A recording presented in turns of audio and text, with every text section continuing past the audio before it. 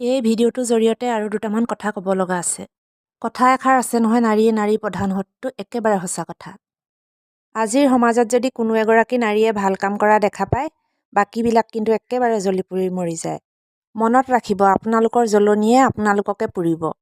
কাৰোবাৰ মন গৈছে কিবা এটা ভাল লগা কাম কৰিছে, তাত আপোনালোকে জ্বলি পুৰি কিয় মৰিছে? আপোনালোকৰ খোৱাপাতততো কোনো বিহ ঢালিবলৈ যোৱা নাই।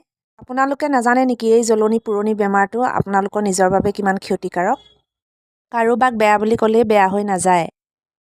লোকৰ বেয়াখিনি খুচৰি থকাতকৈ আপোনালোকৰ নিজৰ গাত কেইটা ভাল গুণ আছে দেখুৱাই দিব পাৰিবনে?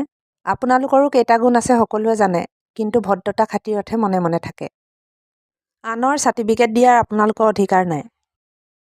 পাৰিলে আপোনালোকে নিজৰ চাৰ্টিফিকেটখন উলিয়াই চাওক আৰু আঙুলি মূৰত গন্তি কৰক। কিন্তু মই সকলোকে কোৱা নাই কথাষাৰ। ভিডিঅ'টো যোনে চাব নিশ্চয় বুজি পাব কথাষাৰ কাক কাক কৈছোঁ।